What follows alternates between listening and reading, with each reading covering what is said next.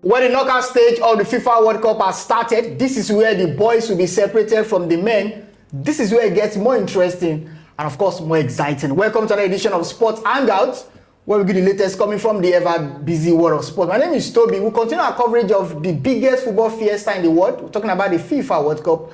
And, of course, I've got my guys here. JJ was absent last week. He was out due to an hamstring injury. He's back right now. JJ is here. And, of course, this is Joseph.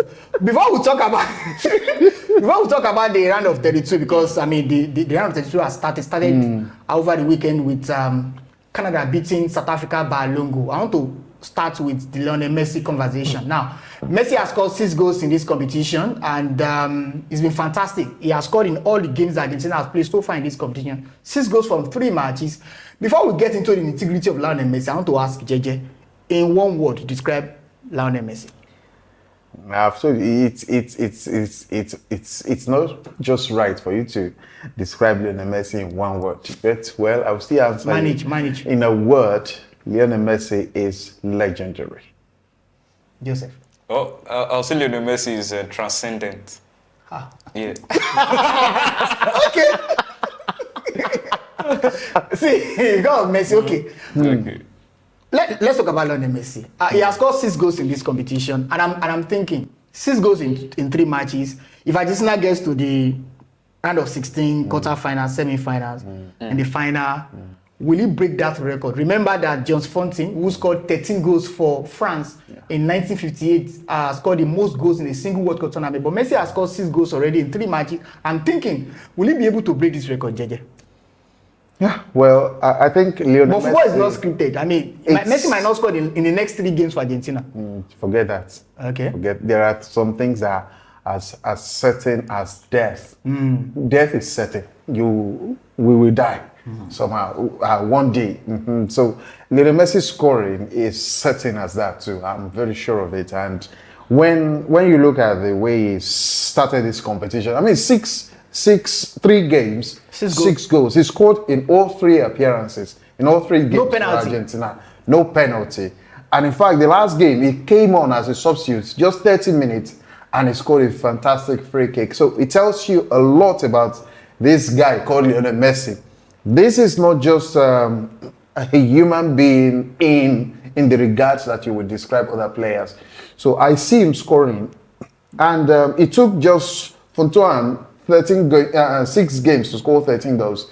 Now Lionel Messi's got more than 6 games. 6 goals in 3 matches. He's got 6 goals in 3 matches. If he continues that in another 3 matches, that's 12 goals in 6 matches, and he's still going to calculation. I know he still has hat-tricks, bags of goals in him. So he can match, even surpass that record. Really? Don't forget that earlier this tournament, he's just surpassed. He matched the record of Miroslav Klose for the all-time World Cup record scorer. Then he beat that same record that he matched, set a new record.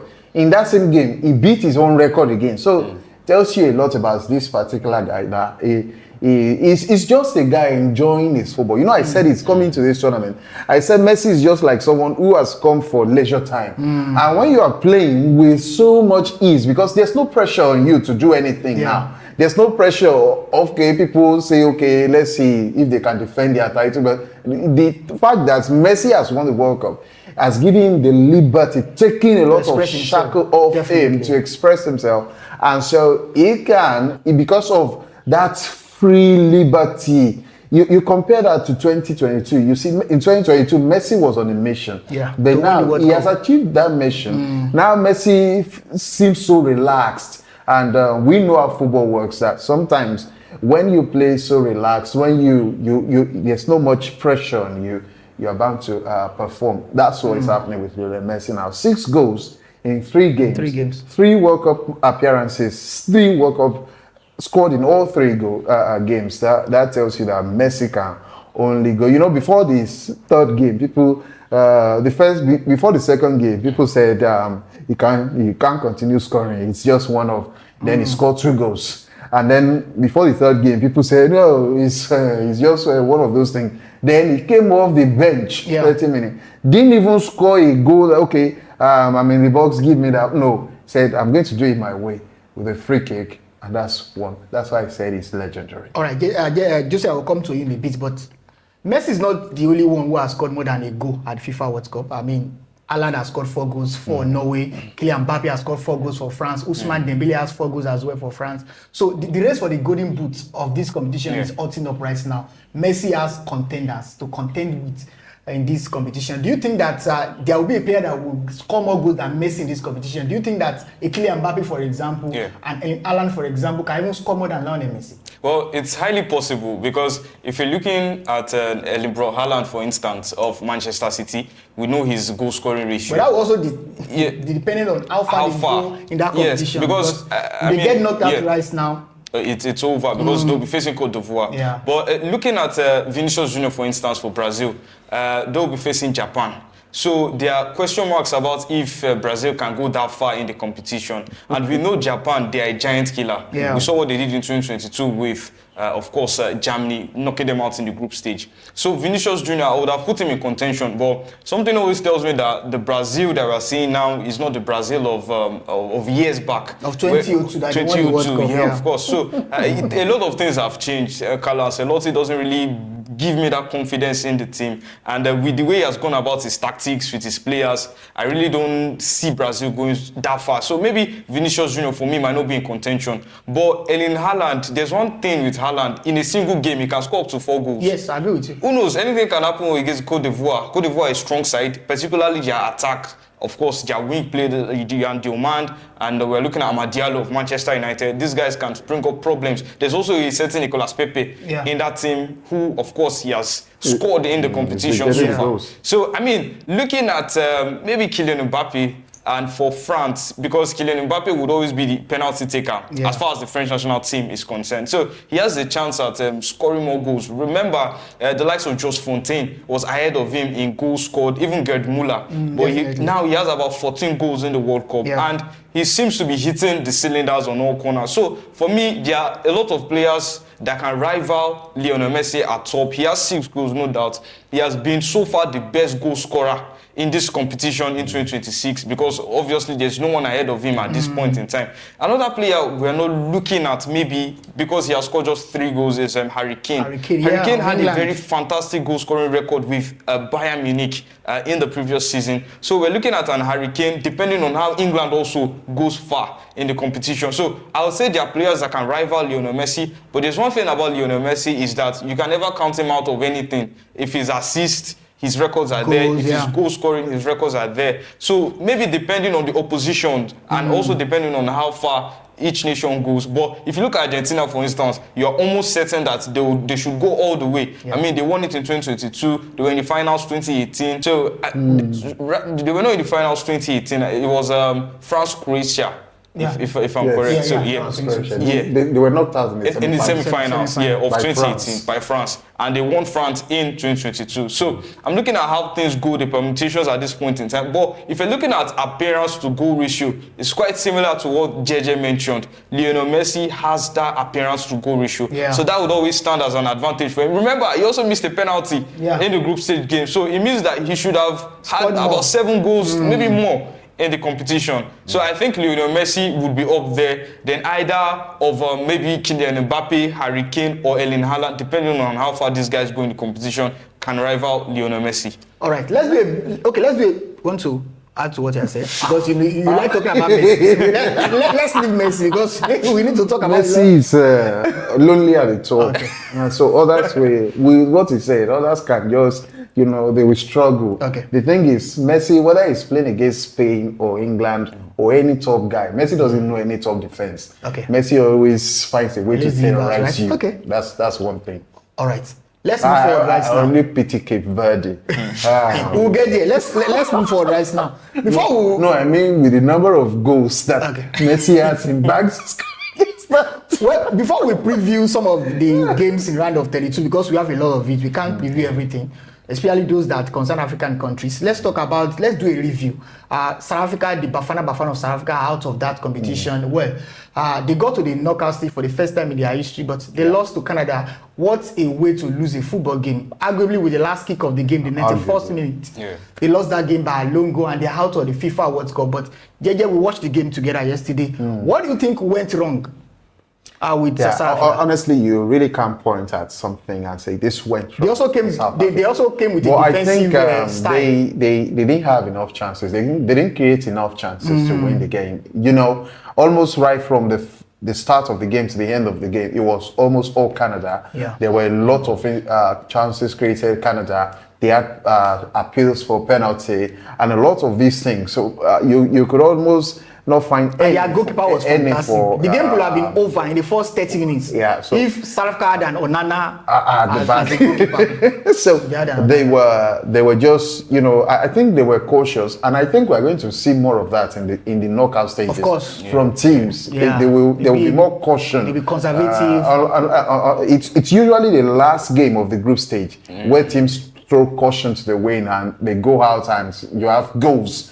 But then knockout stages won't provide you opportunities like that, and that was what you had with South Africa. I was not really particularly. I wasn't pleased with the result, not because of South Africa as a team, but because of their coach Hugo Bruce. I think I had a soft spot for that man, 78 years, and doing what he did with South Africa, making history with them. I was quite pleased with him. So I thought, okay, they should be able to edge it out against Canada. Unfortunately, the only place they are hedging out is they are hedging out of the airports back to South Africa. So I have mixed feelings about South Africa because, number one, they denied the Super Eagles of qualifying for the World Cup. You know, remember, we're in the same group with South Africa. The second one is what is happening in South Africa against some other African countries. So I don't even know what to feel for South Africa. But how do you feel that South Africa is out of the competition? Oh, honestly, it's an African country, though. Yeah, it is. Honestly, it has been a mixed reaction. And it's interesting that if you go online on social media now, if you look at any post by any major blog at this point in time, if you look at the comment section, you see comments like, "We are proud of Canada." You see Africans flying the Canadian flag. Imagine. And of course, we know why this is so. Yes, you mentioned that what has been going on in South Africa in terms of the internal crisis and against the African nation. So I think at this point in time, South Africa did their best, but I would say to a certain extent, maybe they would have got an easier fixture if they did better in the group stage. Remember, their first game against Mexico did not end well for them. The defensive approach of Hugo Bruce was not the best option for them against Mexico. And the other games they had in the group stage, they were in Group A, of course, with a co-host Mexico. So they could just do their best, and they got out of the group the first time in their history to actually go past the group stage. So maybe you will say record broken for them at the World Cup. Maybe that was a good record, getting out of the World Cup. At least they had a better performance than maybe Turkey, than Tunisia, another brother African nation in that regard. So for me, South Africa being out, maybe not the worst possible way to exit the tournament, and given the fact that this is the expanded format of the World Cup. So I think even prior to this, South Africa are one of those African nations who are almost likely to qualify for a World Cup tournament. They were there in 2010. I mean, of course, being the host nation. And we know how it happened. They got exited at the group stage. So at every World Cup tournament they've been exiting at the group stage. So one step further, maybe at the next edition of the World Cup, maybe they can get to the round of 32, round of 16. At this point in time, we're looking at, of course, they were exited by Canada. Now, Canada has made history. They're now, for the first time in their history, qualifying for the round of 16 at a World Cup tournament. So records here, right, left, right, and center. I think for South Africa, to the best, they've actually represented Africa, if you're looking at it in perspective. All right, let's focus on the round of 32 games right now. Like we said, I wonder what perspective he's talking about. Let's talk about round of 32 games right now. I mean, South Africa, they are out of the competition, but we have some interesting matches. So we'll talk about some selected fixtures. Like I said the other time, we have 16 fixtures, so we'll not be able to talk about all the 16 fixtures. Let's talk about the ones that concern African countries. Netherlands up against Morocco. Now, Morocco finished second in their group with 7 points behind Brazil. I mean, they were unbeaten in the group stage against Netherlands, who also finished 7 points in their group. They drew the first game, then won their last two games in the group against Morocco. People are saying that this game is even in terms of quality. Do you agree that is even? Do you agree that Morocco can upset Netherlands? No, I don't know why people say it's even, because I don't see the same quality. Morocco got to the semi-finals of the World Cup last time. I don't see the same quality. That's last World Cup. We can't keep living in the past. This is new World Cup, and let's see if they can recreate the memories of the last World Cup. And then you look at you look at Netherlands, the Dutch. This is a team that I'm telling you, many teams, many big teams. They are a big team, a big side themselves, and many other big guys will be looking to avoid them because they've not won the World Cup before. They are really. Have they won the World Cup before? So they are big.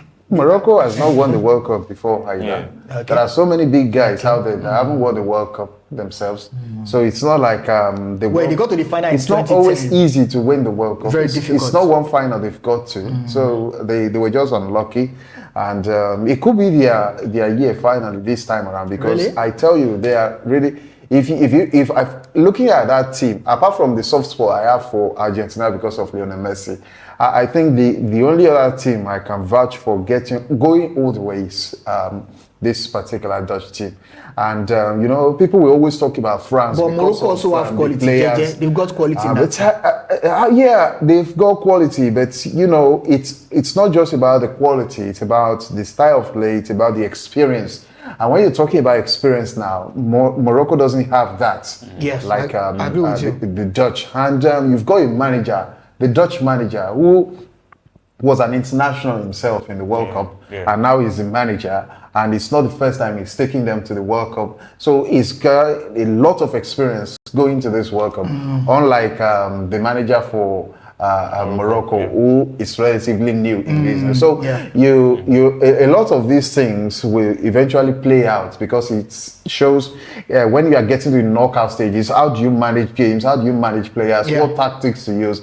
And you see that again yesterday between South Africa and Canada. So things like this will begin to play out now. Do you have the experience? Do you have the caliber? Do you have the quality? What's tactics? And the Netherlands, yes, like they did with Tunisia, they dispatched them easily, and then against Sweden.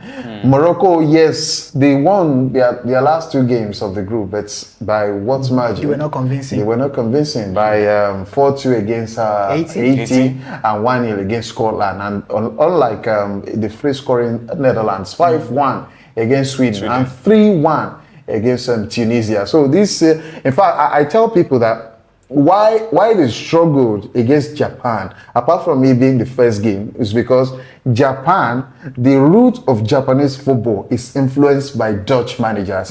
So they have the same brand or system, style they play. So when you have the same style countering each other out, and then you have something that played out for Netherlands. So I'm not saying Morocco is not a good team. They're a good side, but they are coming against a better team in the net. Let's talk about another African country, the Elephants of Cote d'Ivoire. They are into the round of 32 of that competition. They're taking on Norway in the round of 32. And then Ireland was rested for their last game. They lost to France anyway, but Ireland is back in that squad against Cote d'Ivoire. Do you think that the Elephants have any chance against Norway? Because going to this game, you usually say Cote d'Ivoire, they're the underdog. Norway, they still have more quality than Cote d'Ivoire. Yeah, for me, it's 50-50. Really? Yes. Why do I say so? Cote d'Ivoire has attack. They probably have the midfield. If you look at Norway, Norway has the attack, Norway has the midfield, Norway doesn't have the defense. Let's be frank. They are a side that are very scoreable, they are very much scoreable. We saw that in the group stage. They score a lot of goals as well. But what happens if maybe Cote d'Ivoire does maybe if Cote d'Ivoire go on to do what maybe a certain, you say, South Africa did in the group stage in terms of playing defensively and of course hitting on the counter. We know how Cote d'Ivoire can set up their team. Of course, they have attackers. It's almost similar to maybe what Ghana did in terms of that defensive awareness at the end of the day. So if you're looking at Cote d'Ivoire, you can say that they have attackers that can really hit the Norwegian national team on the attack. And we have a very carefully, we know the Cote d'Ivoire side. We know them during the AFCON tournament. We know they were the winners of, prior to the previous edition of the AFCON. They hosted and won it. They hosted and won it too. We know that this is an international team who are well coached and they can always they don't have fear in them. It's quite obvious. We saw that in the group stage of their tournament so far in the World Cup. So for me, the Norwegian national team, they're a very strong side. Their midfield always feeds the attacking options. We have the likes of Soloth, we have Antonio Nusa, you have, of course, Erling Braut Haaland of Manchester City. These guys are very, very much rested. Yeah. Because in their final game against France, where so some people would have said maybe that game was sold. Yeah. But you know that the coach was he was thinking about the future, talking about a style so backend. So I think he was smart by resting the players. He already knows that they've qualified. Yeah. But some people are saying that maybe he knows that if he had qualified as the number one team from that group, they would have gotten a tougher opposition. But now they're now getting a less tough opposition. But for me, I'm also thinking Cote d'Ivoire not an easy side. If that was what maybe Solbakken was looking at, if that was what maybe his team of managers were looking at, I think they will be wrong and they'll be proven wrong at the end of the day. For me, I've always seen Cote d'Ivoire as one of those African nations who can do well in this competition. Okay.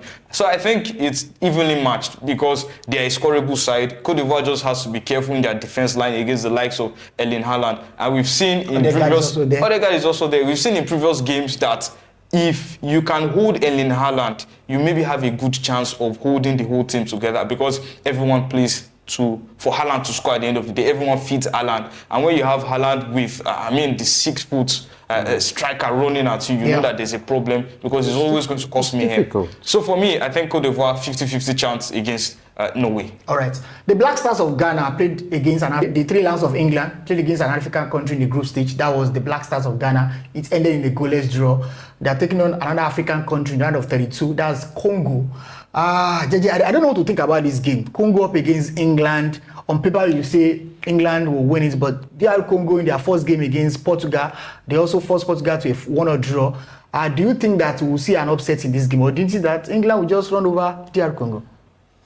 I won't say they will run over, but I'm not sure that they have enough to upset England. Congo can really upset England at this stage. I think it's the end of the road for DR Congo. I mean, Thomas Tuchel should just resign if that happens. So because it can happen. It can happen. but it can happen really, but I'm not seeing it happening because England, they are still a well-respected side. They are still a top side. Yeah, top side. They've got quality. And yes, they've got the quality. But this competition has shown something that you may think you have quality. It does seem on style of play that we are the same. So teams are like seeing each other as this is World Cup. This is not a league. So you can talk about quality in the league. In this World Cup, we are also coming here to represent our people. Yeah. And we can, and DR Congo, they've done it well. They did it well.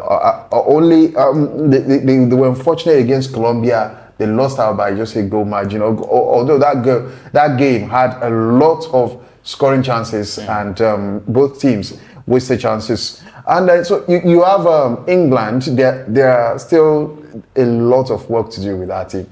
And the thing about England is there are some injury concerns as well. There seems to be always a lot of things to do about them. They are never a finished product, a finished side. They are always chopping. Maybe because they're a big side. They're a big side. So why is it that there can be a strict cohesion? Of course, we had it under Gareth Southgate. To be honest, they played one of the best football they've ever played in their entire, especially in this 21st century, under Gareth Southgate. And it was just unlucky. It came up at a time where other teams also found winning formula.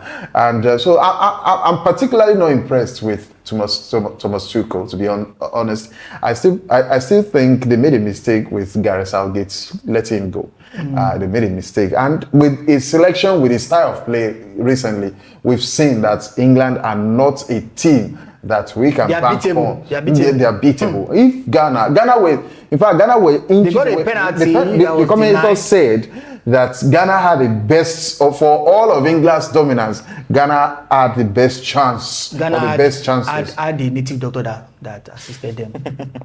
Maybe. No. Did he put the entire team? Did he put the entire team inside a bottle? It was only Harry Kane. So that tells you something. If Harry Kane is not firing, others won't fire. Others will blank. That's not a team. You understand that? That's not a team. You had Argentina rest Messi for your last game. And he still scored. Yet some Lautaro Martinez came up. He had other teams that scored. And that's why you have Portugal also, they are struggling. because it seems like if Ronaldo is not scoring for them, there can be goals from other side. And so you look at when teams begin to rely. And so when Josh was talking about Norway the other time, talked about Erling Haaland. So I'm thinking, how do you contain Erling Haaland? You can't contain it. It's difficult. Even though you know that the team is playing to his strength. Maybe to but supply Why can't you contain him? Look at the other person playing beside him. That's Alexander Soloth. Yeah. These are that deadly, dangerous striker that's playing right from the wings, just assisting Erling Haaland. So if you say you want to contain Haaland, how do you contain Soloth and Haaland together? It's impossible. So you are creating chances for others, and that's why they've had multiple scorers in that team too. So it's like that. England, unless they get the team to play as a team, if they're not because they are Congo, they've been brilliant this competition. They dispatched Uzbekistan, and it was quite relatively easy for them in the end.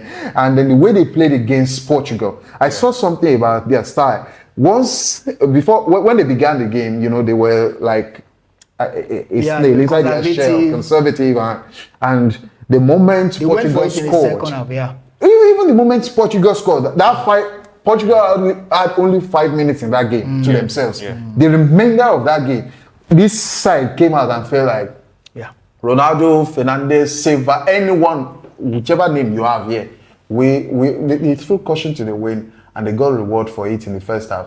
They scored an equalizer, and that's one of the reasons they are in the knockout stages now. And so the knockout stages, like I said, is going to be cagey. It's going to be cagey. You don't expect to have like 4-0, 5-0, but eventually, you still expect England to edge it out. Another African country will be in action. That's the Teranga Lions of Senegal up against Belgium. This game will be a very tough game because Belgium seems to have gotten back their mojo because they are winning games right now. They are scoring goals. Leandro Trossard, Kevin De Bruyne, even Romelu Lukaku as well scoring goals for Belgium up against Senegal. Joseph, this game is going to be very tough. By the way, Senegal won their first game, their last game, and so they qualify as one of the best losers in that one. But against Belgium, do you think they have a chance? Well, I think they do have a chance. The Belgian national side, they've not really shown that they are one of the top teams in the world. They score a lot of goals, though. Yeah, they score a lot of goals, but you look at some games they played in the group stage and you almost saw them struggling, particularly Romelu Lukaku. You look at also the person that should be the creator, the maybe alpha and omega of the team, talking about ex-Man City player, Kevin De Bruyne, and you probably don't see much confidence, you probably don't see much creativity as the Kevin De Bruyne we saw maybe in 2014, in 2018, maybe in 2022 even. And I think the Red Devils at this point in time, they have not done better than they should be doing in terms of caliber. I look at maybe a similarity with the Netherlands team. I think at this point, the Netherlands are doing better under Ronald Koeman. They found a winning formula. They found a playing formula.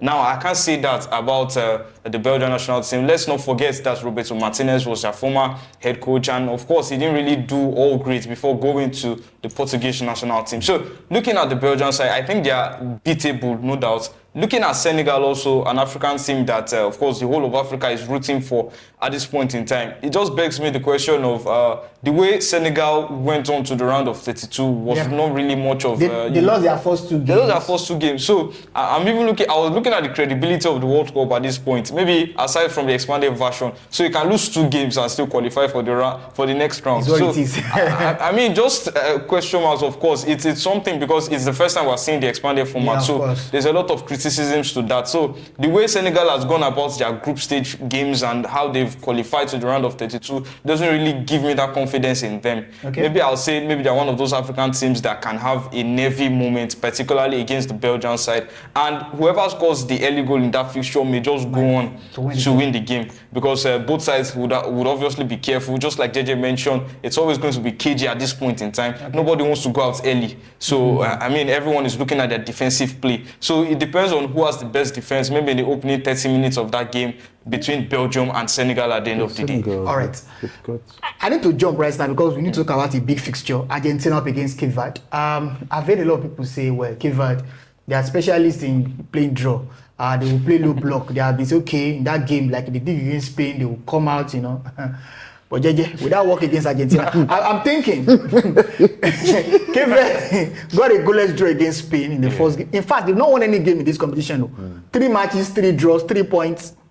their goalkeepers they've not won any game, but they are in the round of 32 of the FIFA World Cup. Now, people have been saying that, well, maybe they are going to repeat the style that they used against Spain the first game, where they sat back and then went ahead to hit Spain on the counter, and they got a goalless draw in that game. But JJ, will this work against Argentina? Because if this happens, I've been saying there should be a 1-week public holiday declared in Cape Verde if they beat Argentina. You see, it's like the entire group stage. Argentina is still warming up. You see, these knockout stages, they are coming with bombardment. Yeah. And it's unfortunate for Cape Verde that they are missing Argentina. You know, of course, when you finish second, you end up second in your group, and you are coming up against Argentina. When some people finish third in their own group, and they're meeting lesser teams. Yeah. So it tells you that if this format of this World Cup is it still has default in some aspects, 3 draws and then you have qualified. Yeah. We were talking about Senegal the other time. They lost the last edition, Senegal missed out on qualification by disciplinary record. Wow. They were tied 4 points with one other team. That team qualified, they were sent out. Now Senegal qualified with just 3 points. So it tells you whereas there are some other teams with 3 points that have gone on too. Yeah. And so, but for Cape Verde, yes, it's been honeymoon up to this moment for them. However, honeymoon, even the greatest series movies have an ending. So it's almost. But what if, JJ, if? Yes, it's a big if. It's a big if you're talking about here. And Cape Verde, even they themselves will think. Give a percentage. Is it 98.2 or 91.9? 99.5. Really? 0.5. Really? Yes. I'm not discrediting what they have done in this tournament, but this Argentina team, they just seem like, yes, this is like some leisure moments for us, but we still. But you're African. Are you going to be rooting for Cape Verde or Argentina?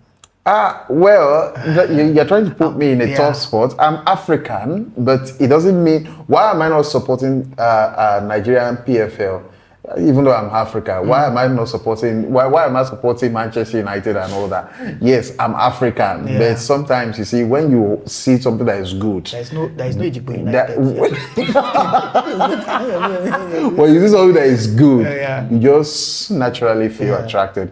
So I'm rooting for Argentina because I see that Argentine legend, that goddess, that god, small god of Argentine football, Lionel Messi. All right. He's just going to mess that team, to be honest. Right, it's going to, mark my words, he's going to mess that team. Oh, okay. Lionel Messi will mess Cape Verde. All right. That was very messy. Let's do it. It will be very messy. Very quickly. Switzerland up against Algeria. Yeah. I don't know what to think about Algeria because, well, they started very slowly, but like they are picking up right now. Against Switzerland, Switzerland is beatable, right? Yeah, they are beatable, but they have to be careful of their attack also. They are one of those European teams that can really give you a tough time. They have the likes of Ruben Vargas, Brillem Bolo. Yeah. Remember, Brillem Bolo could not start the first game for Switzerland because of travel restrictions. But I think they are now hitting the ground running bit by bit as it goes. Yeah. But looking at Algeria, if you're talking about Algeria, you have to just look at maybe their main man, their talisman, which is Riyad Mahrez. Riyad Mahrez, over the years, of course, you can say that he has been their best player. Yeah. It's just like if you're saying Mohamed Salah of Egypt. So I think if we're looking at how the pattern of play that Algeria would be playing against Switzerland, you probably have an idea that it has to be centered around Riyad Mahrez. Yeah. But I'm looking at other players. There's a certain Benzibaini in that team who plays for Dortmund. So there are some players there that have European experience that, of course, that should have an idea of how to beat some of the European players in the Swiss national team. So I think it's definitely going to be a tough fixture. I think it will be entertaining because two sides. Do you expect Switzerland to beat Algeria? By a slim chance. Maybe 1-0, 2 goals to 1. But I don't really expect a big scoreline between both sides because Algeria, they're not just a small team to beat. I will get back to JJ on Ghana, but let's talk about Australia and Egypt. This is a game that is also evenly matched, right? In terms of Australia they've not been fantastic in this competition. For Egypt. In fact, I didn't know they would eventually qualify. Yeah. Australia, Egypt. Who do you think will make it through the round of 16? Well, I am quite confident with Egypt at this point. They broke a record by advancing past the group stage and, of course, winning their first ever World Cup 3 points. Have you been seeing the dancing step of Asamajian on that guy? He's been. I don't know. To be honest, Egypt have the potential to do what Morocco did last tournament. Yes. Because they are just a fantastic. They are the best African side in this competition. Okay. Yeah. So you think Egypt they have a chance against Australia? Yeah, they have a chance. No. Australia are not. They are not a France. They are not a Netherlands. So I think they should stand a chance. Let's talk about the Black Stars of Ghana. These are other African countries that have been fairly good in this competition. Just call them the Bonsam country. Yeah. They are the against Colombia. The Bonsam country. I'm looking at Colombia. Luis Diaz and those Have guys. you watched Colombia play this tournament? I've not seen a more terrorizing team in this tournament because they give you no breathing space. But if Ghana can stop England, they can stop Colombia. Let me tell you, if Colombia play against England now, it's going to be brutal for Colombia themselves. You see what they did to Portugal. They made Portugal look like a second division team in Portuguese league, not even in the Premier League or in Spanish La Liga. That tells you quite a lot about the strength of this Colombian team. They run at you 90 minutes like they are on drugs. And so their aggressiveness, both in attack and defense, is something that plays well for them and against opposition team. Against, how do you count like 6-7 shots? These were not shots from within the box, from outside the box, and all of them being on target in a single game. And eventually they did win against. But Ghana, they have a good goalkeeper. Against Congo. Yes, they have a good goalkeeper. Congo, DR Congo, they have a good goalkeeper too. It's not about whether you are a good goalkeeper or not here. It's about they finding the way to break you down. Yeah. So against Congo, when Congo were almost all defensive, they felt, okay, yes, instead of wasting our passes and all that, they started with shots. So by the time they had like 7-8 shots on target. The goalkeeper's palm itself must know that it has felt quite a lot of. So and the goal as well. It came from one of those their enterprising moments. And they've been unlucky too with offside calls. I'm telling you, the game against Congo, the game against Portugal, they would have ended different ways if not for those close offside calls. If they can only manage to get their edge level to beat offside trap. This side, they are really impressive. They've impressed me, and they are one of those sides I never give any credit to come into this tournament. In fact, they are one side that I'm scared of meeting with Argentina. They will give them a really tough one. They are both from South America. They are both from South America, and we know how the games between South American teams, especially Colombia and Argentina, it always ends with multiple sending offs, multiple injuries. And sometimes in 90 minutes, they leave 60 minutes for football. They play football. Even in those football too, you have flying tackles. They have 30 minutes for fights. Okay. South Africa is out of the World Cup, but realistically. But let's see if Bonsam will put we'll see if that will inside work. the bottle. He has not said anything. Let's see what he wants to do with Luis Diaz, or maybe the bottle works only once in some. We have 8 African countries right now because South Africa is out. Realistically, how many do you think will qualify for the round of 16? It's tough, but I'll say no less than 4 should be qualifying. If we have 4, that's still good. Yes. Because I'm looking at the 4. I rate Senegal. Senegal, Egypt. I rate them qualifying. So Morocco also, Because Senegal, they have grown into the game. So you think 4? I think 4. Did you see Morocco? I think Morocco can do it. So 4. But if we have 4 in the round of 16, that makes sense, right? Yeah, I think it's going to be too much for most of these African teams. To handle in this knockout stage. I still believe that we are going to. I take Egypt. I take Nigeria, Senegal to beat Belgium. And apart from those two, I don't think Norway, Cote d'Ivoire against Norway.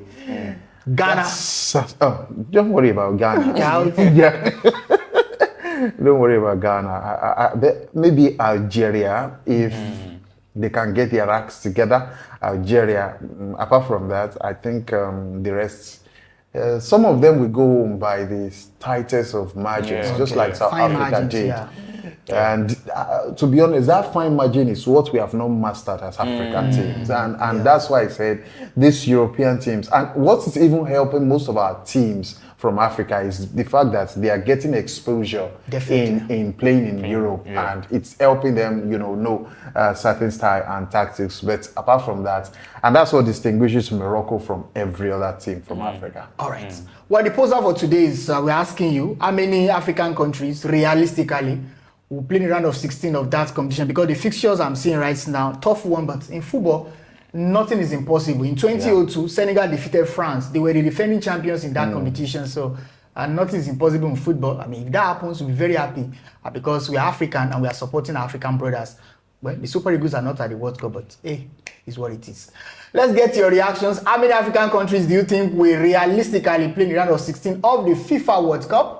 And tell us, just predict some of the games that you think will go in the favor of African teams in this competition. Well, until next time, well, like, share, comment, and of course, make sure you comment, you like, and because it's very important for you to engage our post so that we'll be encouraged to actually do more on Sport Hangout. Until next time that we are going to meet, I remain Toby. I'm JJ. Yeah, it's been a pleasure. Sports Hangout. See you next time. Bye.